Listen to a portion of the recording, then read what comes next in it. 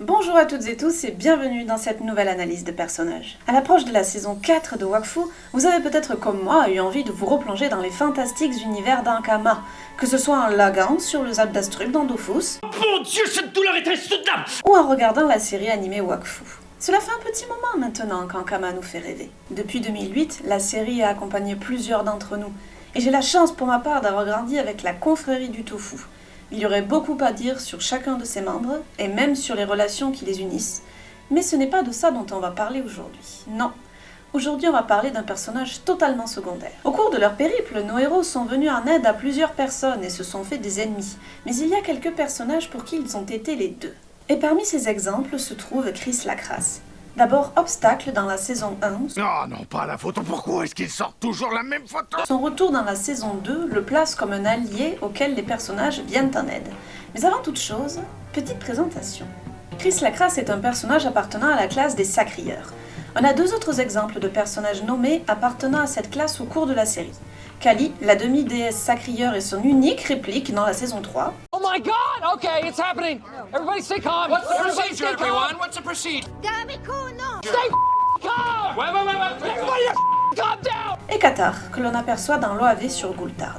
Eh oh Je ne t'avais pas menti, tu vois, il ne manque plus de rien. Les Sacrieurs sont des berserkers. Pour rappel, plus on les frappe, plus ils sont forts. Mais Chris, lui, n'est absolument pas un combattant. Non, c'est un sportif. Il est même plutôt difficile d'aborder Chris autrement que par le sport à travers lequel on le découvre, le boufball. C'est l'essence même de ce qui fait le personnage. Quel que soit le média dans lequel on le trouve, ce sport est la thématique à travers laquelle il est introduit, et ses différentes apparitions sont également centrées autour de ce sport. Mais du coup, le boufball, c'est quoi? Je me permets de citer le document officiel d'Ankama concernant les règles du boufball. 2 équipes de 5 joueurs au total s'affrontent. Le but du jeu est d'aller aplatir la balle dans la zone d'en-but adverse.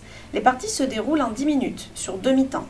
L'équipe gagnante est celle qui a marqué le plus de points à la fin du temps réglementaire. Je vous passe les détails des règles que vous pourrez trouver en description si vous souhaitez en apprendre davantage, car croyez-moi, ce sport est moins simple que l'on pourrait le croire. Et ce, même si tous les coups sont permis. Que pour bousculer, je ne donne pas cher de ces vieux os. Mais du coup, le boufball est-il réellement la seule raison de vivre de Chris? Est-ce là la seule chose qui définit son personnage? Eh bien, oui.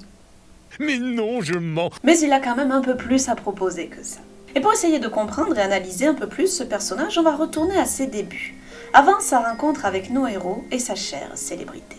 C'est brièvement évoqué lors de sa première apparition dans la série, mais Chris... Nous vient des langues de Sidimon. Pour ceux qui ne connaîtraient pas, il s'agit d'une zone en bordure de Brakmar et comme vous pouvez le voir, c'est pas la définition de ce qu'on appelle accueillant. Oh, bonjour la zone. Je me demande qui peut bien vivre dans un trou pareil. Moi, c'est mon chez moi ce trou. Mais que faisait-il donc là-bas avant le boufball? Eh bien, il vendait des bouses de bouffe-tout aux touristes venant bronzer sur la plage. Oui, tout à fait, des touristes. C'est d'ailleurs cette activité qui lui vaudra le nom de Crassouille par celle qui deviendra plus tard son entraîneuse, Attila Strud. Oui, Strud, comme Ruel. Je n'ai trouvé qu'une seule source indiquant un lien de parenté entre les deux, elle serait sa tante, mais rien d'officiel. C'est cette rencontre qui va lui permettre de faire ses débuts dans le milieu du boufball. Enfin, ses débuts. Oui et non. Oui et non. C'est un peu évoqué dans la série, mais le père de Chris, Ekmo, est un ancien boufballeur. Mon père était un bouffe-balleur, c'est sa trace à lui que j'ai suivie. Mais il a interdit à son fils de pratiquer ce sport, ce qui a beaucoup marché, comme vous avez pu le constater. Et c'est pas faute d'avoir essayé pourtant, hein. On remarquera avec quelle délicatesse et douceur son paternel lui communique ses sentiments. Père de l'année! On pourra saluer la détermination de Chris qui ne s'est tout de même pas déliné en dépit de tels propos. Ton sont en pleine confiance. Dans un moment plus doux, il fait promettre à son fils de toujours pratiquer le boufball avec passion, ce que Chris lui promet. Mais même s'il est effectivement passionné, ça ne semble pas être le premier moteur du Sacrieur. Chris semblait vouloir la célébrité bien avant d'avoir commencé le boufball. En même temps, quand ton boulot consiste à ramasser des bouses pour les étaler sur le dos des gens, tu peux être tenté de rêver à une vie meilleure, effectivement. On peut d'ailleurs repérer une photo du boufballeur masqué à l'endroit où il a grandi. La légende était déjà en place. Lui, oui. Ce serait vraiment trop beau. Mon public va adorer ça. Mais là où Chris se démarque par rapport aux autres joueurs, c'est dans sa capacité à jouer des situations qui se présentent à lui pour les tourner à son avantage. Il est calculateur. Il sait analyser, se sortir de situations a priori désespérées. Je peux le battre. J'ai un plan. Et cette force, il l'avait dès son premier match. Il a une vraie capacité d'improvisation. Bon, sauf pour la répartie par contre. Mais en même temps, quand en face t'as ça... Vu le succès que j'avais auprès des femmes à l'époque, qu'est-ce qui te dit que c'est pas moi ton père, hein?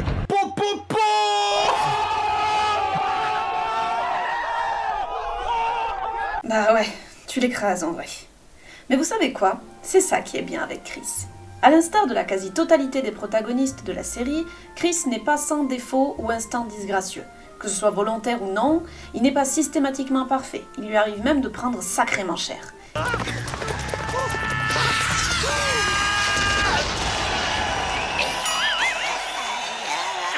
Il échoue, même s'il est très doué et réfléchi. Et Dieu sait pourtant qu'il fait tout pour parfaire son image, car rien n'est plus important pour lui que son public. Toute l'estime et les regards qu'il peut attendre ne viennent que de lui, et il est obsédé par l'idée de le tenir en haleine.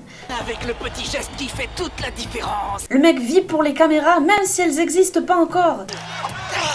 Mon cher public, la balle est remise en jeu. Dans ce but, il n'hésite pas à utiliser tous les moyens à sa disposition pour s'approprier la victoire et les faveurs de son cher public. Que ce soit en ayant bien sûr recours à la triche et à une absurde comédie, il n'hésite même pas à mettre au tapis sa propre équipe après leur avoir bien mis la pression. Sûr de sa victoire, il précipitera son équipe vers la défaite alors qu'ils avaient gagné. Ça valait le coup de jouer les durs.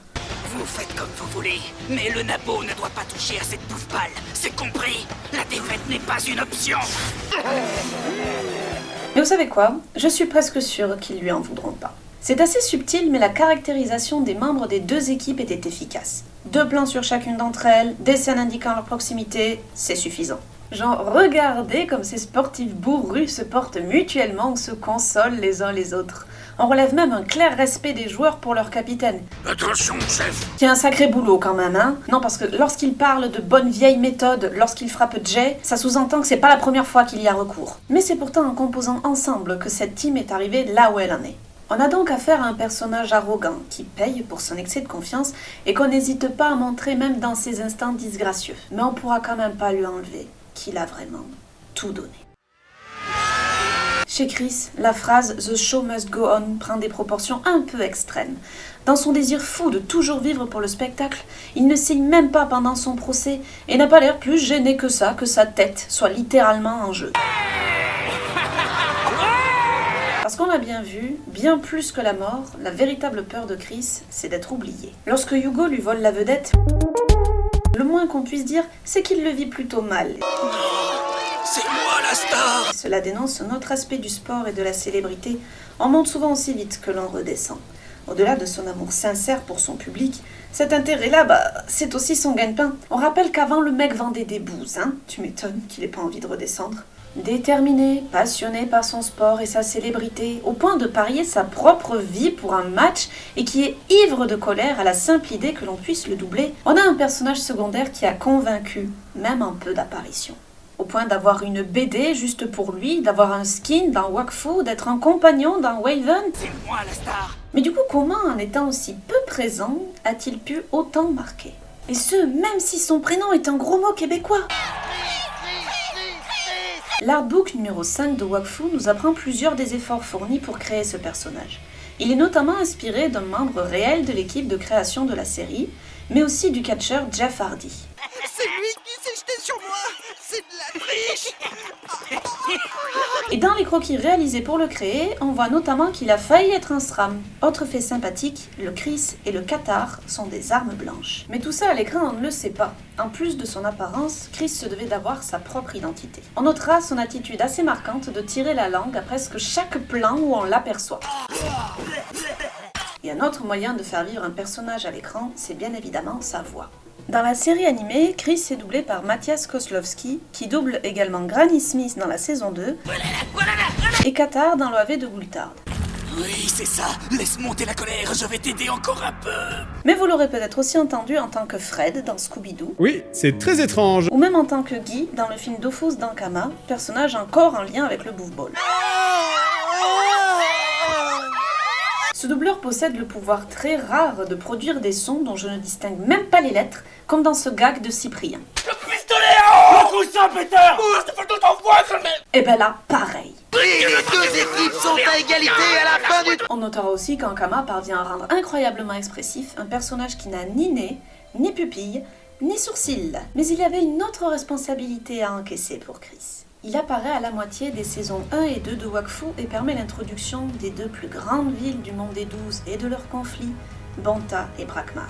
Dans les deux saisons, c'est à travers le Bouffe Ball que ces villes sont présentées, avec l'ajout de Maud dans la saison 2. Concernant ceux de la saison 1, on ne le sait pas forcément, mais la suite d'épisodes L'Enfer du Bouffe Ball ne fait pas uniquement référence à ce que vont vivre les personnages ou ce que serait ce sport en général.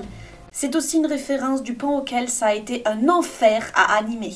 On ne s'en rappelle peut-être pas, mais Wakfu, ça a 15 ans pour les premiers épisodes. Personnellement, les épisodes Bouffe Ball me foutent toujours autant de frissons qu'il y a des années. Que ce soit les musiques, l'intensité des moments, les plans de caméra. Et pour Chris, ben c'est pareil. La caméra le magnifie, avec des plans le montrant sous son meilleur jour. Même la façon dont il est filmé est faite pour nous prouver irréductiblement que oui, ce mec vit véritablement pour les caméras, mais surtout qu'il est doué. Je l'ai déjà dit tout à l'heure, mais il est réfléchi et talentueux dans son domaine. Il est même glorifié par le présentateur, qui l'expose comme une vedette, et beaucoup d'ailleurs, hein. On est en droit de soupçonner un certain favoritisme chez Jacques Tans. Incroyable, impressionnant, quelle classe! Ce n'est plus un bouffe-balleur, c'est un artiste! Quand bien même Chris serait nul, on pourrait en douter comme tout le monde semble d'accord pour dire qu'il est exceptionnel. On pourrait même être en droit d'oublier sa nature de sacrieur, parce que c'est pas important. Chris est un bouffe-balleur avant d'être un sacrieur et une star avant quoi que ce soit d'autre. Et pourtant il proposera quand même à Yugo de le suivre dans le manga et de l'aider à se battre contre... Ah oui, un être aussi puissant qu'un dieu. Il faut dire que Chris apprécie vraiment notre cher Eliatrope. Mais parle sa Bouffe Ball. Qu'a-t-il fait à sa magnifique chevelure? Il semble davantage capable de reconnaître la valeur de ses alliés après leur rencontre, et cette évolution est plutôt appréciable. Et c'était une sacrée équipe. Même si bon, il y a quand même des vieilles habitudes qui ont la peau dure. Non, c'était voulu. J'ai fait exprès pour que tu me la reprennes, alors fais pas le malin. Les créateurs de la série nous ont pondu un perso flamboyant et marquant à travers lequel on a découvert le sport emblématique de leur univers. Je ne sais pas si nous aurons l'occasion de le revoir dans la suite des événements, mais en ce qui me concerne, je suis heureuse de l'avoir découvert et j'attends avec hâte la saison 4. J'espère que vous aussi, vous avez pris plaisir à découvrir ou à apprendre des choses sur ce personnage à travers ma vidéo. On se dit à bientôt pour une nouvelle analyse de personnage, et d'ici là, prenez soin de vous.